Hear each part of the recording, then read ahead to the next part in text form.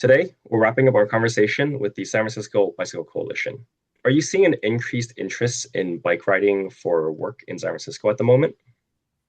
We absolutely are. I mean, every bike to wherever day, we're seeing an increase in people riding their bikes to work or riding wherever they're riding that particular day. Bike to Wherever Day 2025, I can't tell you how many times I heard that people heard about this unofficial holiday and decided to bike to work, and they heard that there were resources available to them to support their ride to work.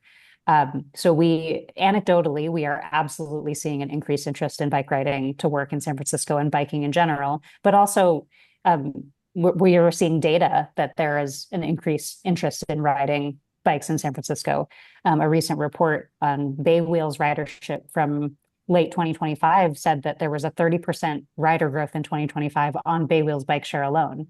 And we really believe that bike share is a great entry point to mode shifting your transportation and to getting on a bike more regularly for transportation to get to work or for recreation. We are constantly trying to improve the bikeability of the city. So, and we do see that as we work to increase bike infrastructure in the city and increase street safety, people are riding more. What's in store next for SF Bike in the future? And how do you kind of see bike riding evolving over the next 5 years in San Francisco? We see that there will be more investments by the city to really make good on their promise that was built in their biking and rolling plan that just passed last year.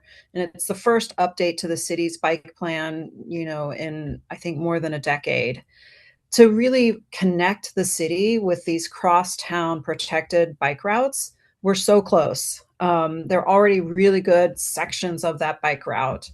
And they just need to be connected so that people can get across town. We also see the city investing in calming areas around school zones and making sure that it's safe for kids and their families to use active transportation to get to school instead of relying on the single occupancy vehicle drop off in those long lines of cars, and the congestion and the danger that comes with people who are walking or biking. Yeah, and I would just add that, as we see more and more residential and commercial buildings striving to meet the transportation demand management program requirements, we are going to need to rely on transit, and we're going to need to rely on safe biking downtown.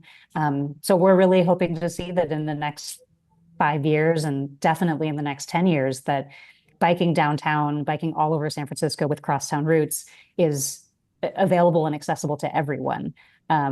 We want to see that residential and commercial buildings have the resources that residents and tenants need to be able to bike for recreation or commuting or just stay. We want to be able to see that people can safely bike to the locations they want to reach on safe bike infrastructure. Lastly, I did want to ask, where can we find more information on the San Francisco Bicycle Coalition? Well, our website is sfbike.org, and we're on Instagram, Blue Sky, LinkedIn. We're on Facebook too. Oh, and Facebook, yeah. Check out our website for all of our upcoming events, for our member perks to sign up as a member. You can check out our Instagram to see the fun things that we're doing and also keep abreast of the events that we're putting on. And we hope we see you on Bike to Wherever Day and in the bike lane. That wraps it up for our conversation with the San Francisco Bicycle Coalition. Thank you once again, Deb Clearwater, Director of Development, and Cecilia Vega Mayer, Director of Community Programs at the San Francisco Bicycle Coalition, for taking time to answer our questions today. Thanks so much, Jeff.